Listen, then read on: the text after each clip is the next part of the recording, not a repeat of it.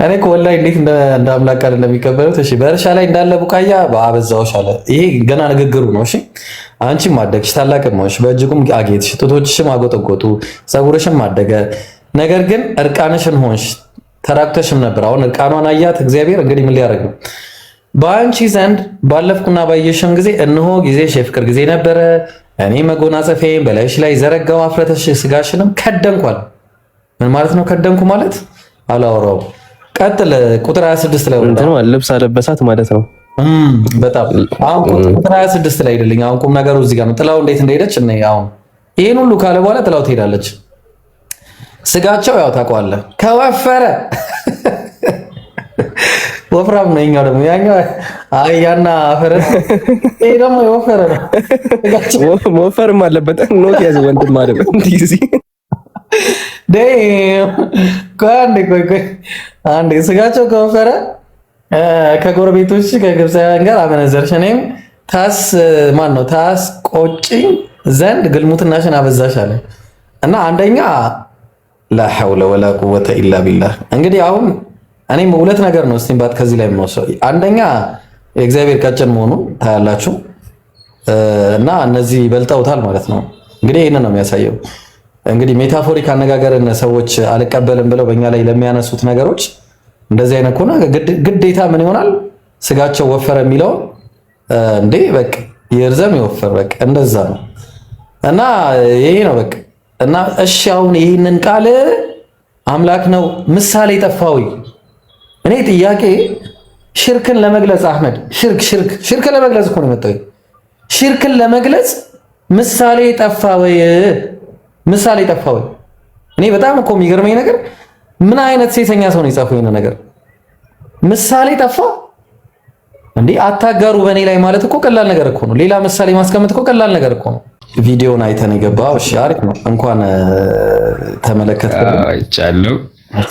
ምን አዲስ ነገር አለ? አሁን እኔ እንኳን ብዙም ሴቶች ላይ ብዙም የምለው ነገር የለኝም፣ ግን ያው ልጠይቅህና ምናልባት እሺ የምትለኝ ነገር ካለ በለኝና የምጠይቅህ ነገር እኮ ቪዲዮ ላይ ያየኸው ነገር ፍትህ ነገሩ አውርተናል ባለፈው እኮ ድጋሚ። ኧረ አብዱ መርካቶ አልደረሰኝም እንዴ ትላለህ። ከታች እየነገርኩት ነው። እሺ በውስጥ አናገር። ከኔ ጋር አውሮትም አላውቀውም። እሱ ዛሬ ለመጀመሪያ ጊዜ ነው ያየሁት። እሺ ምን ትላለህ? እግዚአብሔር ዳዊትን ነው መቅጣት የነበረበት ወይስ ሴቶቹን ነው? እንግዲህ እኔ አሁን እግዚአብሔር ምን ማድረግ ነበረበት የሚለውን አልወስንም። በራሱ የእግዚአብሔርን ሕግ ነው። ምክንያቱም በራሱ ሉዓላዊ ነው እና ሂካንዱ የሚፈልገውን ነገር ኦፍ ኮርስ ሂካንዱ ግን ኢፍትሃዊ መሆኑ ይችላል። ግን አይ ዶንት ኖ ኢፍትሃዊ ሆኗል እንኳን ብዬ አላስብም እኔ። ምክንያቱም እሱ የራሱ እንትን ስለሆነ ይከፈትልና እንደዛ ከሆነ እንዴ ለምን እንደዚህ የሚባል ነገር አውቀዋለሁ እኔ ጥቅሱን አውቃለሁ። ባይዘው ጥቅሶቹን ከዛም የበለጡ ጥቅሶች እሰጥሃለሁ ብዙ ከፈለካቸው ለአንተ የሚጠቅሙ ማቴ ነው። ኧረ እኔ እንዳላቃቸዋለሁ አንተ እርግጠኛ ነኝ። ከኔ ከማውቀው ውጪ ምንም አሰጠኝም ዘዋኔ። ግን አሁን ጥያቄው እዚህ ጋር ማለት ነው እዚህ ጋር እግዚአብሔር ማን ነው? ዳዊት ነው የደፈረው? ማን ነው ሴቷን የደፈራት? ማን ነው ደፈራት የሚለውን ቃል አጠቃቀምህን ተው። ምክንያቱም መድፈር ሳይሆን የኦሪዮንን ሚስቱን አስገድሎ ነው የወሰዳት። ሚስቱን ምን ማለት ነው? ምን ማለት ነው? አስገድሎ መውሰድ ማለት ነው። አስገድሎ ኦሪዮንን አስገደለና አስገድሎ አላስገደለም። መጀመሪያ አላስገደለውም። መጀመሪያ ከዛ የባሰኩት ኃጢአት ሰርቷል። ትልቅ ኃጢአት ሰርቷል። እኔ ስለሱ ኃጢአት አይደለም። ቁጥር አንድ ምዕራፍ ወደኋላ አይደለኛ የማን አህመድ አንድ ምዕራፍ ወደኋላ ቁጥር 4 ላይ ያው ዳዊትም መልእክተኛ ልኮ አስመጣት አለ። ማንን ያስመጣት? ቤርሳቤህን አይደለ? ወደ እርሱም ገባች፣ ከርክሰቷም ነጽታ ስለነበረ ከእርሷ ጋር ተኛ፣ ወደ ቤቷም ተመለሰች አለ። ሴቲቱም አረገዘች፣ ወዲያውኑ ወደ ዳዊትም አርግዣለሁ ብላ ላከችበት አለ። ቁጥር 14 ላይ አይደለኝ አህመድ። ስለዚህ በነጋም ጊዜ ዳዊት ለኦሪዮ ደብዳቤ ጻፈ፣ በኦሪዮም እጅ ላከው። ገና አልሞተም። ኦሪዮ ገና አልሞተም። አየው። ከዛ በኋላ ነው አስገድሎት ምናምን በቃ ተገደለ። ከዚህ በደብዳቤው ላይ ኦሪዮን ጽኑ ሰልፍ ባለበት በፊተኛው ስፍራ ቆመው ተታውሚ እኮ ከመድፈሩ በፊት ነው ከደፈረ በኋላ ነው ያስገደለው። አይ ኖ እሱ ችግር የለውም። እኔ እያልኩ ያሉት ከደፈረ በኋላ በፊት አስገደለ እያልኩ አይደለም እኮ ግን ኖርማሊ እሱ ከዛም የበለጠ ኃጢአቶች ሰርቷል እያልኩ ነው። ትልልቅ ኃጢአቶች ሰርቷል። ለምሳሌ አስገድሏል። ኃጢአቱ ጋር ጥያቄ ምን መሰለህ፣ ግን እግዚአብሔር ኮንፈርም አላረገለትም ያንን ነገር አልተቀበለም ማለት። ስራውን የሰራው ማን ነው ጥያቄ። እግዚአብሔርማ አንድ አይነት ስራ እንዴት ይቀበላል? ማን ነው ስራውን የሰራው? ዳዊት ነው የሰራው። ልክ ነህ። ግን ዳዊት አሁን ምን አለ መሰለህ፣ ዳዊትን በሞት ቢቀጣው ይችላል እግዚአብሔር። አሚር ክፈት። አሚር አለ የቀጣቸውም አሉ። እሺ ገብቶኛል። እኔ አሁን ዳዊት ላይ ነኝ። ዘዳግም 4 ነው በሞትም በምንም ሊቀጣው ይችላል። ግን በአንድ ጊዜ ዘዳግም 4 ላይ ነው። እሺ ከምታስታውሰው ከሆነ ታብሌቲን አለመያዝ እኮ ነው ሁሉም በኃጢአቱ ይገደል የሚለው። እሺ አለ እኔ ጋር ቆይ እንዴ ላውጣ እስቲ። ሁሉም እሺ ስንት ላይ መሰለ? ዘዳግም 24 16 ወይኔ ጥቅስ ነው እንትን የተሳሳትኩት። አየህ ቁጥር ነው የተሳሳትኩት። 14 ሳይሆን 13 ሳይሆን 16 ነበር። 24 16 መሰለ። አባቶች ስለ ልጆች አይገደሉ፣ ልጆችም ስለ አባቶች አይገደሉ፣ ነገር ግን እያንዳንዱ ስለ ኃጢአቱ ይገደል ይላል። ይሄ ህግ ምንድነው? የእግዚአብሔር ህግ ነው አይደለ? እንትናዬ ዘዋኔ ልክ ነው። እግዚአብሔር ህጉን ይጥሳል? ይሄን ህግ ያወጣው ለሰዎች ነው እኮ። እና ታዲያ ለሰዎች ዳዊት ሰው አይደለም? ኦኬ እሺ ቀጥልሽ። ዳዊት ሰው ነው። እሺ ልክ ነው። እሺ ጀማል እሺ አይቼዋለሁ። አብሽር። እሺ ጥሩ። ስለዚህ አሁን ምን አለ? የደፈረው ማን ነው? የኃጢአት ያደረገው ማን ነው? በኃጢአት ያለ ኃጢአቱ የተገደለው ማን ነው? አንደኛ ልጁንም አስገድሎታል እግዚአብሔር፣ ልጁንም አስገድሎታል። ሁለተኛ ደግሞ ልጁን ማስገደል ብቻ ሳይሆን ኃጢአት ያልሰሩ ሴቶችን ምን አድርጎ ብሏቸው ነው እነሱን አደባባይ ያስደፈራቸው? ምን አድርጉ ነው ያላቸው? ዘዋን ፍትህ ነው። አሁን እዚህ ጋር ፍትህ ነው ሳይሆን እግዚአብሔር የቀጣው ማለት ነው። ዳዊት እኮ ተቀጥቷል እኮ። አሁን አንተ የምትለኝ ሴቶቹ ተበድለዋል አልተበደሉም እኮ። ምክንያቱም ዳዊት የሱ የሆኑ ነገሮችን እንዲያጣን የተደረገው እንጂ አሁን እኮ ዳዊትን እግዚአብሔር ገሎት ከፈለገ መቅጣት ይችል ነበረ። ግን ኖ በዛ መልክ አይደለም። የሱ የሆነ ነገር ማጣቱ በራሱ አንድ ሌላ ትልቅ ቅጣት ነው። ገባኝ። ማጣት ሌላ። ስለዚህ ሚስቶቹ ናቸው እኮ ክብሩ ነው። እሱ ንጉስ ነው። ስለዚህ የሱን ሚስቶች ወስዶ ሌላ ሰው ማት አሁን ባለንበት በዚህ በዘመናዊ ኮንቴክስት አታስቡ። በዛን ጊዜ የነበረ ኮንቴክስት ነውና ለዳዊት ንጉስ ነው። ምን ያህል ክብር ያለው ሰው እንደሆነ አስበው። ከሱ አንድ ሌላ ሰው መጥቶ ወስዶ ሚስቶቹን አንተ አሁን እንኳን አይደለም እሺ ያንተን ሚስትህን ወስዶ አንዱ ሌላ ወንድ የሆነ ነገር ቢያረጋት ከሷ በላይ የምትናቀው አንተን ልናቅ በንጉስ ሲሆን ያን አስቡ። ልናቅ አይደለም እሱ ንጉስ ነው። አንተ ተራ ሰው ልትሆን ትችላለህ። ተራ ሰው ለሆነም ንጉስ ነው። ስለዚህ ሚስቶቹ ክብር የላቸው፣ ክብረ ቢስ ናቸው። ክብር አላቸው እና ታዲያ ክብር ካላቸው ግን እኮ እግዚአብሔር እኮ ክብራቸውን የልጅ ልጆችንም እኮ ይቀጣል እኮ። እና ታዲያ ቆይ እኔ በዘሩ የተቀጠ ሰዎች አሉ። እሱ ላይ እንመጣለን። ሴቶቹ ክብር የላቸውም ወይ? ወንድ ብቻ ነው ክብር ያለው? እሱ ንጉስ ስለሆነ ሴቶች ክብር ያላቸው? እንደዛ አይደለም። ሴቶች ስለሆኑ አይደለም እኮ የተቀጡት። ወንዶችም እኮ ሊቀጡ ይችላሉ። ይሄው እኮ እያለ እኮ ነው። አሁን ሴቶች ልጆቹም ሊቀጡ ይችላሉ እንዴ? ምን ማለት ነው? አሁን እኔ እዚህ ጋር ልክ ነህ። እዚህ ጋር ሴቶች ተቀጥተዋል እኮ ገባኝ። አሁን በዚህ ኮንቴክስት መሰረት ሰውየው ንጉስ ስለሆነ ይሄ ሰውዬ ንጉስ ስለሆነ እነሱ ተቀጥተዋል፣ እሱ አይቀጣም። እነሱ ተቀጡ። እነዚህ ሰዎች ሁለት በደል ነው የተበደሉት ጋይስ። አንደኛ በዳዊት ተበድለዋል፣ ዳዊትንም አጥተዋል። ሁለተኛ በደል። ሶስተኛ ደግሞ ያጡት ደግሞ ሌላኛው በደል ምንድነው? ከማይወዱት ሰው ጋር በአደባባይ ተደፍረዋል። ከማይወዱት አራተው ይብሩ እና ምንድነው ታውቃለህ? በዛን ጊዜ እስቲ የትኛዋ ሴት ነች ወዳ ያገባችው? ንጉሶች ሲፈልጉ የፈለጉትን ያገባሉ፣ ሲፈልጉ የፈለጉትን ይወስዳሉ። ማንንም ይከለክላቸው የለም። ያኔ መከልከል ምናምን ይሄን እግዚአብሔር ነው ያደረገው። እኛ ስለ እግዚአብሔር ነው የምናወራው። ሰውማ ብዙ ነገር ያደርጋል። ሰው ይገል የለ እንዴ? ሰው እኛ ስለ እግዚአብሔር ነው የምናወራው። እግዚአብሔር እንዴት በሰው ልክ ወርዶ እንደዚህ ያደርጋል? ይኸው የጌታን ሚስት በብብህ ጣልኩልህ አለው እግዚአብሔር። የጣለለትን ምን አደረገው? እዛ ነጠቁ። እዚህ ጋር ባይዘው የተቀጣው ሚስቶቹ ሳይሆኑ ዳዊት የተቀጣው ምን ተቀጣ? እስቲ ንገረኝ። ምንድነው ዳዊት የተቀጣው? ምንድነው? እስቲ ምን ተቀጣ? አሁን ተመለስ። በአሁኑ ዘመን አታድርገው። ኪንግ አልኩህ እኮ እንዴ። በዛም ጊዜ ነው እግዚአብሔር በዛ ጊዜም የነበረው ዝሙተኛና ዝሙተኛይቱ ምን ይሁኑ ነው የተባለው? ዝሙተኛና ዝሙተኛይቱ ይገደሉ። ኢየሱስ ጋር ሲመጡ በጣም ብዙ ቅጣቶች አሉ። ከእናንተ መካከል ኃጢአት የሌለባት ይውገራት ያላቸው ለምንድን ነበር? ዋናው ነገር አሁን ያለንበት የአዲስ ኪዳን ዘመን ነውና ገብቶኛል። ስለ አዲስ ኪዳን ይሄን ተግባራዊ አናረገውም። እኛ ደግሞ ስለ እግዚአብሔር ባህሪ ተግባራዊ አናረገውም። አታረገውም አይደለም። ስለ እግዚአብሔር እንዲህ አይነት ባህሪ አለው ወይ? እግዚአብሔር ሉዓላዊ ነው። እኔ ስለ ባህሪው ይሄን ያርግ ይሄን አታርግ ልለው አልችልም። በቃ ይፍታዊ ፈለገ ዓለምን ሊያጠፋ ይችላል። ትክክል ነህ። ይፍታዊ መሆን ይችላል። አስፈላጊ ሆኖ እንዴ ይፍታዊ እኔ ነኝ እንዴ ይፍታዊ ሆነ አትሉም ምለው እግዚአብሔር ከወደደውን ያደርጋል። አመሰግናለሁ። ይሄንን ነው እኔም ጥያቄ የለኝም። እውነት እኔም ከአንተ መስማት የፈለግኩት ነገር ይሄንን ነው። በቃ ከአንተ መስማት የፈለግኩት ነገር እግዚአብሔር የፈለገውን ማድረግ ይችላል። ከፈለገ ሴትን ማስደፈር ይችላል። ከፈለገ እንደፈለገ በአደባባይ ላይ ኖ እንዴ በቃ ይሄው ይሄ ነው። ሴት ማስደፈር ይችላል አይደለም? ይሄው ምን እንደሆነ ታውቃለህ? እዚህ ጋር እኮ ይሄው ቁጥር 10 ላይ ማን ነው? ቁጥር 11 ላይ አየው።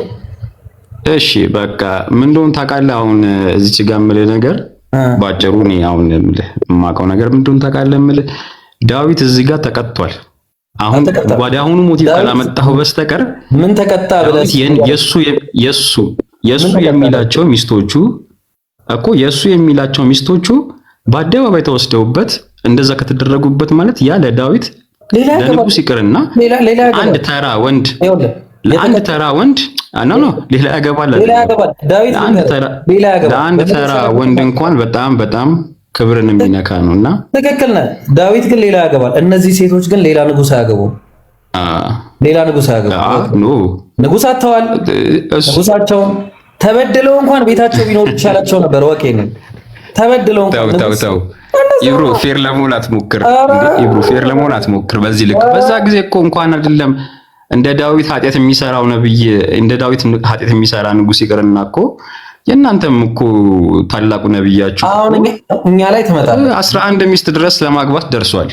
ማግባት ላይ ስለዚህ ምንድነው መሰለ እኛ ማግባት ችግር የለብንም ብራዘር። እኛ ለምን አገባ ለምን አላገባም ይሄ ኖርማል እግዚአብሔር ኮንፊርም አላረገለትም ነው እኮ። አሁን እኛ እግዚአብሔር ኮንፊርም ያደረገውን ነው እየጠየቅን ያለ ነው። እዚህ ጋር ሚስቶችን በአደባባይ አስደፍሯል እያልንህ ነው። እኛ እያወራን ከሚስቶች ጋር ይደፍራል አይልም ይተኛል ነው የሚለው። ምን ማለት ነው? በዚህ ፀሐይ ምናልባት ወስዶ ሊያገባቸው ይችላል፣ ሊወስዳቸው ይችላል። ስለዚህ እነዛ ሴቶች በዛ ጊዜ ማንም ወንድ ሲወስዳቸው የነበረው እንጂ በፈቃዳቸው አይደለም። 12 ላይ አሁን ልናየው አይደለ? አየው 12 ምን አለ? 12 ኧረ ሄድክ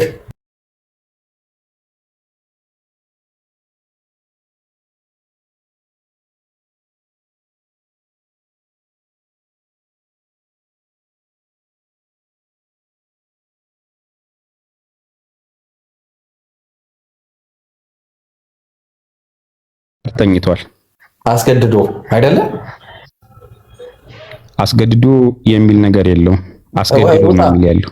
አስገድዶ ውጣ ወደ ላይ እንየው። እንዴ እንደዚህማ እንትን አለ። እሺ ቀጥልሽ። ችግር የለም። አንድ ጥቅስ ዳዊትም ልኮ ስለ ሴቲቱ ጠየቀ። አንድ ሰውም ይህች የኤልያብ የኬጢያዊ ኦርዮ ሚስት ቤርሳቤ አይደለች? ምን አሉት? አይደለም የሰው ሚስት ነች አሉት አይደለ?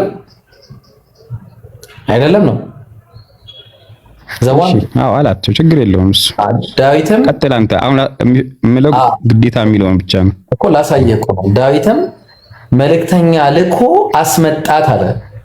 አስመጣት በፍላጎቷ ነው ወይስ ተገዳኝ ነበር? አስመጣት ማለት ግዴታ የሚል ነገር የለውም። ንጉስ ነው ማዘዝ ይችላል።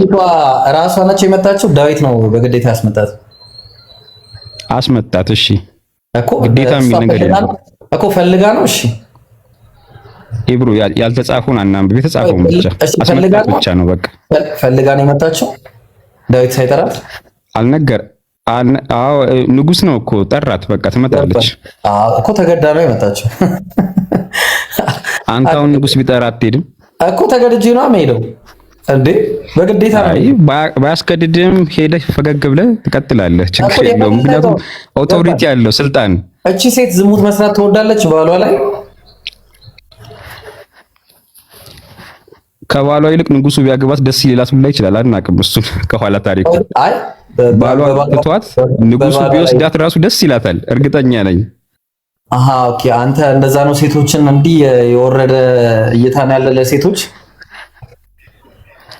አይ የወረደ እይታ የለኝም እውነት ለመናገር ሴቶችን አከብራለሁ እኮ። ሴቶችን የምታከብር ልትፈልግ ትችላለች ነው እኮ። ሴት በንግስና ትታለላለች ነው እያልከኛል? ንግስናውን ትታ ትሄዳለች? ንግስናማ ኧረ ተው፣ ንግስናማ ትልቅ ነገር ነው። ከዛ በታች በሆነ ነገር ልትታለል ትችላለች። ገብቶኛል። ባሏን በዚህ ትታ ትሄዳለች ሴት እያልከኝ ነው? አንደኛ ኦቶሪቲ ይኸውልህ፣ ሰውን በምድር ላይ የሚገዙት ከሚባሉ ነገሮች ውስጥ አንዱ ኦቶሪቲ ነው፣ ስልጣን። ሁለተኛው ደግሞ ጥቅም ነው። ስለዚህ ጥቅሙን ተንተርሶ አስገደዳት ማለት ነው። በቃ አለቀ። ጥቅሙን ተንተርሶ አስገድዷታል እንጂ እቺ ሴት ዝሙትን መስራት አትፈልግም። ምክንያቱም ቤቷ በስነ ስርዓት የተቀመጠችን ሴት ይዟት ነበር፣ በአግባቡ የተቀመጠች። ከዛ በኋላ ወደ እሱም ገባች። ከርክሰቷም ነስታ ነበር፣ ከሱ ጋር ተኛች፣ ወደ ቤትም ተመለሰች አለ። ሴቲቱም አረገዘች፣ ወደ ዳዊትም አርግዣለሁ ብላ መጣች። ዳዊትም ኢዮአብን ኬታዊ ኦሪዮ ስደድልኝ ብሎ ሄደ ምናምን። መጨረሻ ላይ ባሏንም አስገደሉ። በቃ አለቀ። ከዛ ይሄንን በስውር አድርጎታል ዳዊት፣ በስውር አድርጎታል። ከዚህ ታሪክ ምን ትረዳለህ? እኮ በስውር ሲል ደፈረ ሳይሆን አስጠርቶ ስልጣኑን ተጠቅሞ አድርጎታል እኮ በቃ። ስለዚህ አሁን እግዚአብሔር ደግሞ ስልጣኑን ተጠቀመና የዳዊትን ሚስቶች ወስዶ በአደባባይ በፀሐይ ፊት ነው የሚለው። በፀሐይ ፊት ያው ይተኛል አለ። ምን ማለት ነው? ሌላ ወንድ ሰጣቸው፣ ሌላ ወንድ ተሰጡ በአደባባይ ላይ በፀሐይ ፊት። እነዚህ ሴቶች ለምሳሌ የኔ ሙግት ላስቀረውና በአንተ ሙግት እንሂድስ። የኔ ሙግት እዛ ላይ ያዘው፣ ያንተ ሙግት ነው ያዘው። እነዚህ ሴቶች ከማይፈልጉት ወንድ ጋር መተኛት ይፈልጋሉ? አይፈልጉም። ሆነስትሊ አሁን በዘመናዊ ስናስበው ሴቶች ከማይወዱት ወንድ ጋር አይፈልጉም። ግን ድሮ ግን የነበረ ሁኔታ ኧረ እኔ ቆይ ድሮ አይደለም፣ ፍትህ ነው ሁልጊዜ ሞቄም ፍትህ ነው። አይ ስለ ፍትህ ነው የምናወራው። ሴት ልጅ ሁልጊዜም አእምሮዋ ተመሳሳይ ነው። የማትወደውን ሴት አትፈልግም። ከባሏ ውጪ ማንም እንዲነካት አትፈልግም። በቃ ሴት ልጅ ይሄ ነው። ስለዚህ አሁን በዚህ ፀሐይ አይን ፊት ከሚስቶች ጋር ይተኛል አለ እግዚአብሔር አስገድዶ ከዳዊት ነጥቆ ሚስቶቹን በአንተ ሙግት እንሂድና ለሌላ ሰው ሰጥቷል። ኡክቲ ሰው ብሎክ አታርጊ፣ እሺ ሚውት አርጉ። እኔ ቤት ሰው ብሎክ አታርጉ፣ ሚውት ብቻ አርጉ። እሺ ኢንታየር ላይ ሚውት ማድረግ ትችላላችሁ። ሰው እኔ ቤት ሚውት ብሎክ አታርጉ። መቼ ለታ ፈታውኛ ያው ሁሉ ብሎክ ድጋሚ እንደገና አሁንም ብሎክ በብሎክ አታርጉት ቤቱን። ስለዚህ በአጭሩ ይሄን ይመስላል ማለት ነው። እግዚአብሔር አንድ ይሄ ነው። ሁለተኛ ደግሞ ዘዳግም 23 ላይ ይገኛል።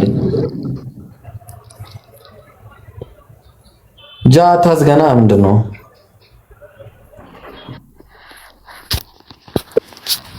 እሺ ብሮ አንድ ጥያቄ ልጠይቅህ እስቲ እዚህ ላይ ተምታረሽ ማለት ነው።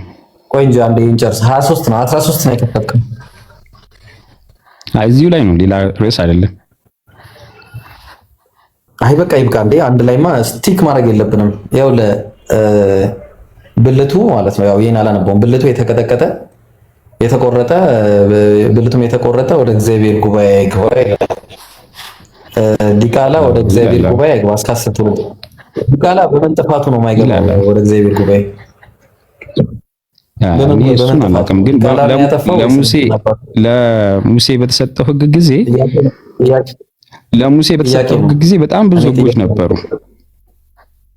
አይ እኔ ጥያቄ ነው የጠየኩህ። ሕጉን እኮ አየነው፣ አንድ ሕግ ነው። ለምሳሌ ጥያቄ ግን ምንድነው? ዳዊት ማን ነው? ይቅርታ ያጠፋው ማን ነው? ጥፋተኛው ማን ነው? እናትና አባቱ ናቸው ወይስ እሱ ነው ያጠፋው? በብሉይ ጊዜ አንድ ነገር አዳምጠኝሽ መጀመሪያ ጥፋቱ ላይ እንሂድ አንድ ጊዜ እኮ ዲቃላ ምናጠፋ ሳይሆን እኔ ራሴ አልገባም ነበር ምናጠፋ ላይ አይደለም ቆይ ገና ሰዋል እኮ ዲቃላ ምናጠፋ ላይ አይደለም የዲቃላ ጉዳይ ሳይሆን እኔ ራሴ ቆይ ከእስራኤል ወገን ካልነበርኩኝ አልገባም ነበር ወደ ቤተ መቅደሱ። በጣም ጥሩ ነው። የራሱ አንድ ነገር ነው። ስለዚህ ዘረኛ ነው ማለት ነው እግዚአብሔር። አዎ እሱን ጥቅስና ታስወጣለህ ማለት ነው። ዘረኛ ሳይሆን የተመረጠ የያዕቆብ እኮ ዘረኛ ነው። በአብርሃም ይስሐቅ ያዕቆብ ውስጥ ቃል ስለተጋባላቸው በዘር ሳይሆን ያ ቃል ስለነበራቸው ነው። ያ ቃል ስለነበራቸው እግዚአብሔርን ብቻ የሚያምኑት እነሱ ነበሩ። እኛ ደግሞ አህዛብ ነበርን እና እኛ ራሱ አንገባም ነበር። አንድ ጊዜ ቆይ ዲቃላው አለመግባቱ አይገርመኝም። እኔም አልገባም ነበር። አረ ቆይ ዘዋን ቆይ አንዴ ያጠፋው ጥፋት ማን ነው? ጥፋቱን ያጠፋው እኮ ነገርኩ እኮ እኔ የሱ ጥፋት ይቀርና እኔ ራሴ አልገባም ነበር። የሱ ጥፋት ላቅ ይቀርና ጥፋቱን ያጠፋው እናትና አባቱ ናቸው አይደለ? ዝሙቱን የሰሩት። እሺ አዎ። ዲቃላው ምን አጠፋ? ጥፋት ነው ያልኩህ። እኔ አሁን እንዲህ ነው እንዲያ ነው እንዳትለኝ። ዲቃላው ጥፋት አለበት የለበትም? ይሄ የመጽሐፍ ቅዱስ ሕግ ነው። እኔ ዲቃላው ጥፋት ይኑርበት አይኑርበት እግዚአብሔር የፈለገውን ወስኗል። ጥፋት አለበት ወይስ የለበትም? ይሄ ሰውዬ ወይስ እሱ ነበር እንዴ አልጋ ያዘላቸው? ተው እና ታዲያ አልጋ የለም የዛኔ። እሺ ምንድነው ፍራሽ ያዘላቸው? እሺ ወይ ደግሞ እንትን ኮባ ምናምን ጠላት ከጀርመን አይመጣም የምትለው ልጅ እኔ ዲቃላ አይደለሁም። እሺ ወንድሜ ዲቃላ እያልክ አትሳደብ። ተው ኮሜንት ላይ ስርዓት ያዙ። እሺ ስርዓት ያዙ። የተከበሩ እናትና አባት አሉኝ። በጥሩ ሃይማኖት ቤተሰብ ውስጥ ያደግኩኝ ነኝ። ስለዚህ እንደዛ ይስደብ አቁሙ። እናትና አባት እኔ ይኸውልህ ዝሙት ሰርተው ቢሆን እንኳን ኖሮ የተወለድኩት ስለነሱ አይመለከተኝም። እኔ ኢብራሂም ነኝ። ኢብራሂም ደግሞ ከጊዜ በኋላ የተወለደ ምንም የማያውቅ አንድ ፍሬ ልጅ ነበረ። በዚህ እነሱ በሰሩት ኃጢአት የሚቀጣበት ምንም አይነት ምክንያት የለም። there is ምንም አይነት ምክንያት የለም። አየው ዲቃላ ወደ እግዚአብሔር ጉባኤ አይግባለ እስከ ስንት ትውልድ ድረስ? እስከ 10 ትውልድ ድረስ ይገርማል። እስቲ 50 ዓመት እናድርገው። እስቲ አንዱን ትውልድ 10 ትውልድ ስንት ይመጣል? በ40 ዓመት አባዛው 400 ዓመት አካባቢ ነው የሚሆነው። በቃ እሺ 50 ዓመት ብታደርገው 500 ዓመት ይመጣል።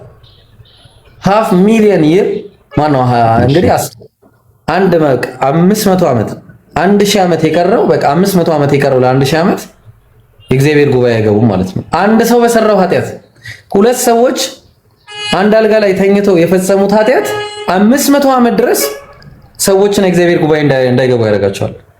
እንዴት ነው አምላክ ማለቴ ፍትህ የሚባል ነገር የለም እንዴ አምላክ ዘንድ ማለቴ እኔ ምን አገባኝ ስለነሱ ነው እንዴ? ፍትህ አለ። ለዛ እኮ ነው ኢየሱስ ክርስቶስም እኮ አትገሯት እቺን ዝሙተኛ ሴት ያላቸው እኮ ለዛ እኮ ነው ፍትህ ስላለ ኢየሱስ ክርስቶስም እኮ ያኛው እግዚአብሔር ፍትህ እና ያኛው የድሮ እግዚአብሔር ፍትህ አያውቅም ኖ ህግ ነበር። ህግ ደግሞ በጣም ጠንካራ ነው። ገብቶሃል አይደለ? ምክንያቱም ህግ ከባድ ነው።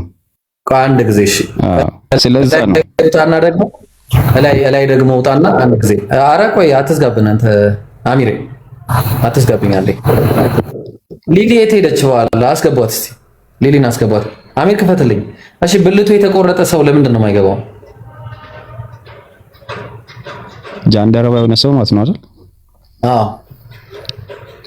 እስቲ እሱ ዲቴል ጥናቶች ያስፈልጉታል። እውነት ለመናገር እሱ ላይ መናገር አልችልም። እኔ ለምን እንደማይገቡ ህግ መሆኑን ብቻ ነው የማውቀው። ይሄ ህግ ግን በአሁን ሰዓት ተፈጻሚ አይደለም በእውነት ለመናገር። ስለዚህ ስለማንቀበለው ስለማንከተለው አሁን ይፈጸም አይፈጸም አይደለም። እግዚአብሔር በዛን ጊዜ ፍትሃዊ ነው። በቃ እኔ ዘሌዋውያን 21 ላይ ያውጣልኝ አሚር። አዎ ፍትሃዊ ነው፣ ግን ያው ህጎች አሉ። ህጎቹ ደግሞ በጣም ስትሮንግ ናቸው። ህግ ስትሮንግ ነው። ዘሌዋውያን ነው 21 16 አይደለ? አዎ 16 ላይ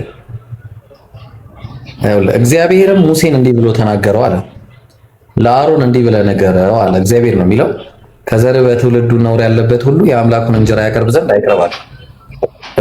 እውር እንዳይገባ እኔ ጋ አንካሳ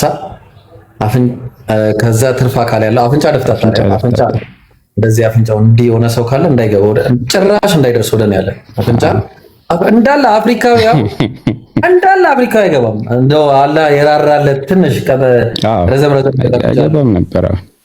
ትርፍ አካል ያለው ምናምን ይሄ 6 ሰዓት ምናምን ካለ እግር ምናልባት ተሳስቶ የሆነ ጄኔቲካል ችግር ካለብህ ምናምን አገባም። ከዛ እግረ ሰባራ እጀ ሰባራ ከሆንክ እግረ አጋጣሚ እግረ ቢሰበር አገባም።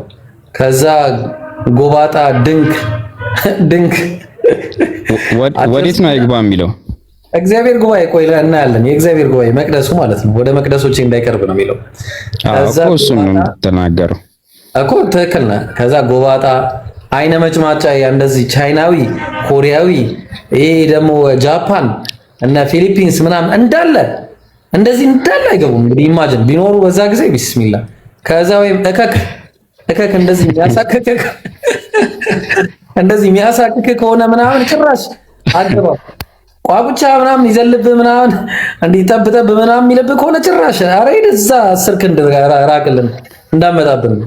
ከዛ ጃንደረባ በቃ ኢብሮ አሁን ጥሩ እየመጣልኝ ነው። ምክንያቱም ለዚህ ነው ህግ አያስፈልግም የምንለው። በቃ ህግ ተሽሯል፣ ህግ አያስፈልግም የምንለው ለዚህ ነው። አንድ ጊዜ ልጨርስ። ከዛ አረ ሊሊየት ነው የምትያውቃለሽ እንደ ሄደች መሰለኝ። እሺ ነውረኛ ሁሉ አይቅረብ አለ እንዳይቀርብ። ከዛ ለምን ቁጥር 23 ላይ እንሂድ። ቁጥር 23 ምን ይላል እግዚአብሔር? ቁጥር 23 ነገር ግን አለ ነውረኛ ነውና አለ። ሱብሃንአላህ ንግግሩን ራሱ ተመልከት። ነውረኛ አፍንጫ ደፍታታ መሆን ነውረኛ ነው። አይነ መጭማጫ መሆን ነውረኛ ነው። ድንክ መሆን፣ ቁመት አጭር መሆን ነውረኛ ነው። ነውር ማለት ባለጌ ማለት አይደለም። ታውቀዋለህ? ገብቷል። አላልኩም። ነውር ማለት ነው አንተ ነውር አለብህ ማለት ኢንሳልት ነው።